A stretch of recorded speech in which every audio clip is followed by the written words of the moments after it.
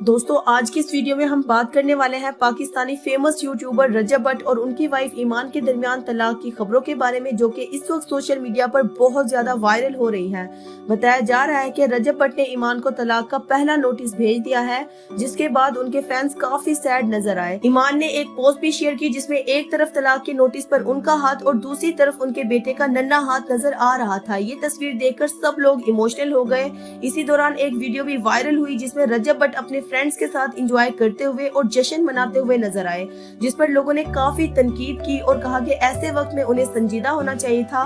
बाद में ये भी सामने आया कि रजब भट्ट ने अपने इंस्टाग्राम से शादी और वलीमे की तकरीबात की तमाम पोस्ट डिलीट कर दी हैं, जिसके बाद लोगों के सवालात और भी बढ़ गए। कुछ लोगों का कहना है कि ईमान ने तलाक के नोटिस की तस्वीरें शेयर करके जल्दबाजी की है, जबकि कुछ लोग रजब भट्ट को कसूरवार करार दे रहे हैं। लेकिन ज्यादातर सार्फिन का कहना है कि इस रिश्ते के खराब होने में दोनों की ईगो एक बड़ी वजह हो सकती है। ईमान का भी एक वॉइस नोट सामने आया जिसमें उन्होंने कहा कि लोग ये समझते हैं कि शादी के बाद लड़का सुधर जाता है, लेकिन हकीकत में ऐसा जरूरी नहीं होता, क्योंकि बीवी अपने शौहर की जिम्मेदारियां तो निभा सकती है, मगर वो उसे मुकम्मल तौर पर बदल नहीं सकती।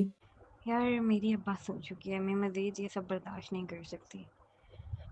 आजकल की जो माएँ हैं वो कहती हैं कि बच्चा बिगड़ा हुआ, इसकी शादी करवा दो, शादी के बाद बीवी ठीक कर लेगी। बीवी ठीक नहीं कर पाती, ज़ाहिर है जब एक बंदा ही बिगड़ा हुआ उसको बीवी कैसे ठीक करे? तो सारा ब्लेम लड़की पे आ जाता जी, तुम अपने शौहर को काबू में नहीं कर सकती। वो क्या कोई चीज़ है जिसको बंदा काबू में कर ले? क्या है जिसको बंदा काबू में करे? औरत सिर्फ मर्द का ख्याल रख सकती है, अपने हकूक़ पूरे कर सकती है, सारे फ़राइज़ पूरे कर सकती है। अब किसी को बदल तो नहीं सकती ना। जब एक बंदा खुद बदलना नहीं चाहता, वो मेरे मुँह पे बोलता है यार कि मुझे शादी में कोई इंटरेस्ट नहीं था, मेरी तो इतनी गर्लफ्रेंड थी, मेरे पे तो इतनी लड़कियाँ मरती हैं, मुझे तो तुम जैसी बीवी मिलती है, ये तो बहुत कुछ वो ऐसे कहते हैं यार। तो बाकी थैंक यू, आपने बहुत सही से टेस्ट किया। एटलीस्ट मेरे पास प्रूफ है, मैं भाई को दिखाऊँगी, मैं भाई को बताऊँगी कि उनके क्या ख़यालात हैं अपनी बीवी के बारे में। तो जब हमारी मंगनी हुई थी ना, तो मैं नहीं चाहती थी कि मेरी मंगनी हो। मंगनी हुई, फिर मैंने सब कुछ एक्सेप्ट कर लिया। मंगनी के बाद मुझे रियलाइज़ हो गया था कि मेरी सास और मेरी नंद का बिहेवियर मेरे साथ नहीं सही रहेगा। फिर मैं सोचती थी यार कि शायद वो इतनी बुरी ना भी हूँ।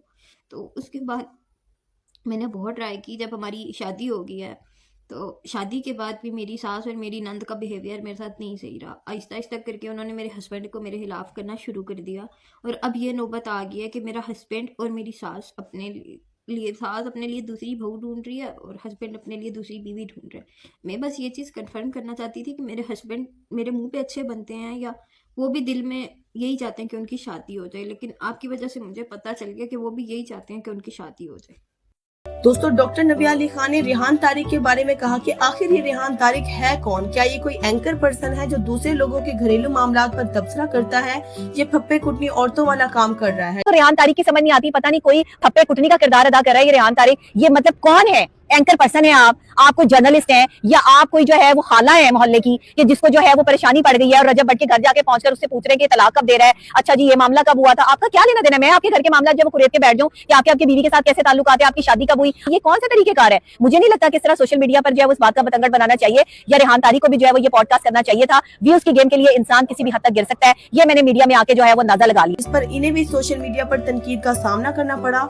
लोगों ने कहा कि क्या तुम कोई एंकर पर्सन हो और तुमने जो फिजा अली के प्रोग्राम में किया वो क्या था? दोस्तों कमल आफ्ताब ने ईमान और रजब भट्ट के डाइवोर्स की फर्स्ट नोटिस के बाद एक बहुत इंपॉर्टेंट बात कही है कि अगर कोई मर्द खुद को अच्छा इंसान समझता है तो उसे खुद से ये सवाल करना चाहिए कि क्या वो अपनी बहन या बेटी के लिए अपने जैसा शौहर मांगेगा। अगर जवाब हाँ में हो तो वो वाकई अच्छा इंसान है, वरना उसे खुद को बेहतर बनाने की जरूरत है। दोस्तों लोग अब रजब भट्ट और ईमान की शादी के वक्त किए गए एग्रीमेंट को भी याद कर रहे हैं, जिसमें कहा गया था कि दोनों हमेशा साथ रहेंगे, लेकिन सिर्फ 2 साल बाद तलाक के नोटिस ने सबको हैरान कर दिया। कुछ सार्फिन का कहना है कि शायद ईमान शुरू से ही इस रिश्ते में मुकम्मल खुश नहीं थी, जबकि कुछ लोग ये भी कह रहे हैं कि रजब भट्ट के माजी के मामलात और लड़कियों से मेल जोल की बातें भी इस रिश्ते में मसाइल की वजह बनी है। दोस्तों लोगों का कहना है कि ओन को भी इस डाइवोर्स नोटिस के बारे में पहले से ही पता था, इसी वजह से उन्होंने रेहान तारिक के पॉडकास्ट में कहा था कि वो अपनी बहन का घर बचाने की हर मुमकिन कोशिश करेंगे, और इसी वजह से ही रजब भट्ट ने भी रेहान तारिक के पॉडकास्ट में कहा था कि I am done with this marriage, जिसके बाद लोगों को लगा कि शायद वो पहले से ही फैसला कर चुके थे कि अब वो ईमान के साथ मजीद नहीं रहना चाहते। अब सवाल ये है कि 90 डेज के अंदर दोनों का पैचअप हो जाएगा या ये रिश्ता हमेशा के लिए खत्म हो जाएगा। अपनी राय कमेंट्स में जरूर दीजिएगा। दोस्तों अब बात करते हैं पाकिस्तानी फेमस एक्ट्रेस सना जावेद के बारे में, जिन पर सोशल मीडिया पर एक नई बहस शुरू हो गई है। जब वो जीतो पाकिस्तान में मौजूद थी तो वहाँ उनकी अचानक तबीयत खराब हो गई। वीडियो में साफ देखा जा सकता है कि वो ऐसे तासुरात दे रही थी जैसे उनकी तबीयत खराब हो रही हो या वॉमिटिंग हो रही हो। फिर बस सोशल मीडिया सार्फिन ने फौरन अंदाजे लगाना शुरू कर दिए कि शायद वो प्रेग्नेंट है। इसके बाद कुछ पेजेस ने ऐसी वीडियोस और रील्स भी शेयर कर दी जिनमें दावा किया जा रहा है कि उन्होंने अपनी प्रेगनेंसी अनाउंस कर दी है। लेकिन कई लोगों का कहना है कि इनमें से कुछ वीडियोस AI जनरेटेड भी हो सकती हैं, इसलिए अभी तक इस खबर की कोई बाज़ाब्ता तस्दीक सामने नहीं आई।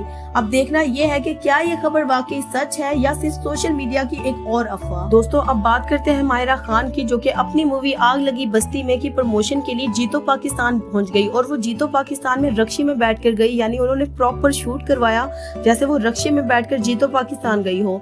लोगों ने देखा कि मायरा खान रक्शे में बैठकर शूट करवा रही थी। उन्हें अपनी हरकत और अपनी ड्रेसिंग की वजह से सोशल मीडिया पर काफी तनकीद का सामना करना पड़ा, क्योंकि लोगों का कहना है कि इतना डीप गला पहनकर जीतो पाकिस्तान में आना गैर मुनासिब। दोस्तों आज की अपडेट्स के बारे में अपनी राय कमेंट्स में जरूर दीजिएगा। वीडियो को लाइक और चैनल को सब्सक्राइब करना ना भूलिएगा। मिलते हैं अगली वीडियो में, तब तक के लिए अल्लाह हाफिज।